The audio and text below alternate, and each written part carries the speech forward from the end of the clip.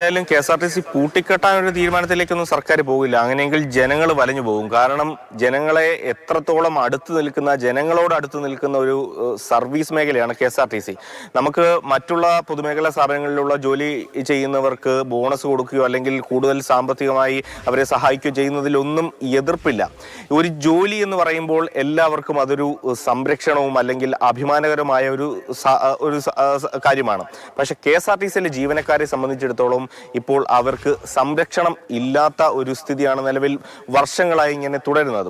യഥാർത്ഥത്തിൽ ഇപ്പോൾ പലപ്പോഴും ഓരോ മാസവും തൊഴിലാളി സംഘടനകൾക്ക് പലപ്പോഴും ശമ്പളം ലഭിക്കുന്നതിന് വേണ്ടി പോലും സർക്കാരിന് മുന്നിൽ കൈനീട്ടേണ്ടി വരുന്നു, കേഴേണ്ടി വരുന്നു, സമരം ചെയ്യേണ്ടി വരുന്ന ഒരവസ്ഥയൊക്കെ നമ്മളിങ്ങനെ കാണുകയാണ്. എന്നിട്ടും അവരുടെ ഈ പ്രശ്നത്തിന് ശാശ്വതമായ ഒരു പരിഹാരം പോലും ഉണ്ടാകുന്നില്ല എന്നുള്ളിടത്താണ് നമ്മൾ ഈ കാര്യം ഏറ്റവും ഗൗരവമായി ചർച്ച ചെയ്യേണ്ടത്. ഇപ്പോൾ ട്രാൻസ്പോർട്ട് എംപ്ലോയീസ് യൂണിയന്റെ ജനറൽ സെക്രട്ടറി MG രാഹുൽ കൂടി നമുക്കൊപ്പം ഉണ്ട്. ഈ ഓണക്കാലമെങ്കിലും സന്തോഷത്തോടെ ഒന്ന് ആഘോഷിക്കാൻ KSRTCയിലെ ജീവനക്കാർക്ക് കഴിയുന്നുണ്ട്? ഇല്ല, ഈ ഓണമെന്നല്ല, കഴിഞ്ഞ കുറേ വർഷങ്ങളായി ഓരോ ഓണവും KSRTC ജീവനക്കാരെ സംബന്ധിച്ചിടത്തോളം സന്തോഷപ്രദമല്ല.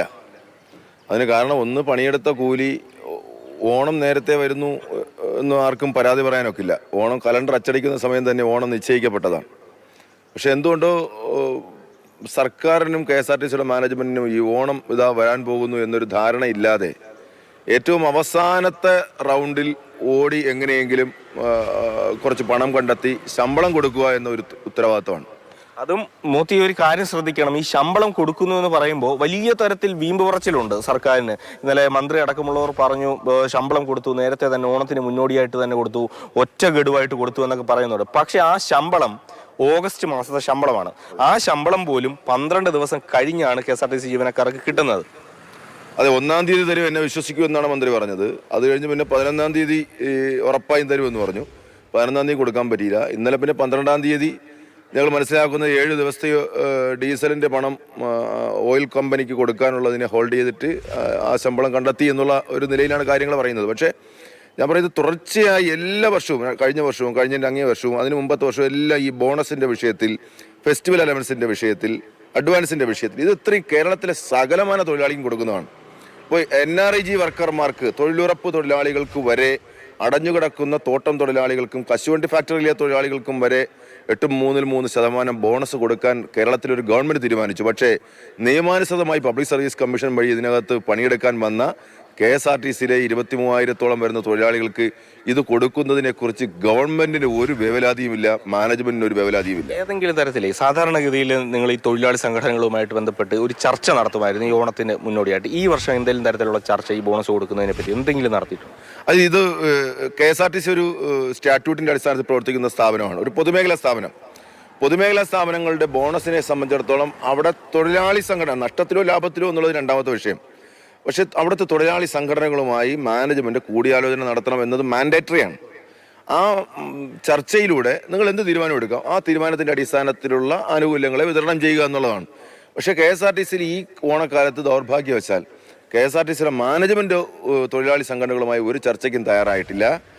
എന്നാൽ മാനേജ്മെന്റ് തയ്യാറായില്ല എന്നുണ്ടെങ്കിൽ അതിനെ തിരുത്തേണ്ട ഉത്തരവാദിത്വം ബഹുമാനപ്പെട്ട ഗതാഗത വകുപ്പ് മന്ത്രിക്കാണ്. അദ്ദേഹം അതിനകത്ത് ഇടപെട്ടിട്ടില്ല, അദ്ദേഹം ഒരു ചർച്ചയ്ക്ക് വിളിച്ചിട്ടില്ല. ഇവർ രണ്ടുപേരും ചെയ്തില്ല എന്നുണ്ടെങ്കിൽ പിന്നെ ഞങ്ങൾ പരാതി കൊടുത്ത ലേബർ കമ്മീഷണർക്കും തൊഴിൽ വകുപ്പ് മന്ത്രിക്കുമാണ്. തൊഴിൽ വകുപ്പ് മന്ത്രി വിളിച്ചു ചേർത്ത യോഗത്തിനകത്ത് എടുത്ത തീരുമാനം എല്ലാ പൊതുമേഖലാ സ്ഥാപനങ്ങളും അതായത് സ്വഭാവത്തിനനുസരിച്ച് ചർച്ച നടത്തി ആനുകൂല്യങ്ങൾ ലഭ്യമാക്കണമെന്നാണ്. തൊഴിൽ വകുപ്പും ഈ വിഷയത്തിൽ ഇതുവരെ ഇടപെട്ടിട്ടില്ല. അപ്പോൾ ഒരു നഗ്നമായ തൊഴിൽ നിയമ ലംഘനം അത് KSRTCയെ സംബന്ധിച്ചിടത്തോളം തുടർച്ചയായി നടന്നു വരുന്നു. അത് ഇത്തവണയും ഭംഗിയായി നടത്തുന്നു. നിങ്ങൾക്ക് ഈ ശമ്പളം കിട്ടാൻ ഇത്രയും താമസിക്കുന്നു, അല്ലെങ്കിൽ ബോണസ് ഇല്ല, ഉത്സവബത്തയില്ല, ഒന്നുമില്ല. പക്ഷേ ബെവ്കോയിൽ 95,000 രൂപയാണ് ബോണസ് മാത്രമായിട്ട് കൊടുത്തിരിക്കുന്നത്. അക്കാര്യത്തിൽ സന്തോഷം. കാരണം അവർക്ക് അർഹതപ്പെട്ടത് അവർക്ക് കിട്ടിക്കോട്ടെ. ഞങ്ങൾക്ക് 95,000 രൂപ വേണമെന്ന് ഞങ്ങൾ നിർബന്ധം പിടിക്കുന്നില്ല, വാശി പിടിക്കുന്നുമില്ല. കാരണം ഞങ്ങൾ ഈ ഉൽപ്പാദന മേഖലയുടെ ഭാഗമായോ അതല്ലെങ്കിൽ ഒരു പ്രോഡക്റ്റ് വാങ്ങി മറിച്ച് വിൽക്കുന്ന ഒരു ഏർപ്പാടോ അല്ല ഞങ്ങളെ സംബന്ധിച്ചിടത്തോളം. ഞങ്ങളൊരു സർവീസ് സെക്ടർ എന്ന നിലയിൽ ഞങ്ങൾ നിലനിൽക്കുമ്പോൾ അതിന് ഒരിക്കലും ഒരു ഘട്ടത്തിൽ ലാഭത്തിൽ കൊണ്ടുവരാൻ ഞങ്ങളെ കൊണ്ട് പറ്റില്ല. കാരണം ഉൽപ്പാദന ചെലവ് നിയന്ത്രിക്കുന്നത് ഞങ്ങളല്ല, ഉൽപ്പന്നത്തിൻ്റെ വില നിശ്ചയിക്കുന്നത് KSRTC അല്ല. ഇത് രണ്ടുമല്ല. ഇത് രണ്ടും വിവിധങ്ങളായ ഘടകങ്ങളാണ്. യാത്രാ നിരക്ക് നിശ്ചയിക്കുന്നത് ഗവൺമെൻറ്റാണ്. പക്ഷെ നഷ്ടം യാത്രക്കാരാൾ കയറിയില്ല എന്നുണ്ടെങ്കിൽ അതിന്റെ നഷ്ടം പറയേണ്ടി വരുന്നതും സഹിക്കേണ്ടി വരുന്നതും KSRTC തൊഴിലാളിയാണ്. ആ ഒരു ബാധ്യത ഞങ്ങൾ ഇങ്ങനെ തുടർന്ന് വരികയാണ്. അതിനൊന്നും ഞങ്ങൾക്ക് പരിഭവമില്ലെന്നേ.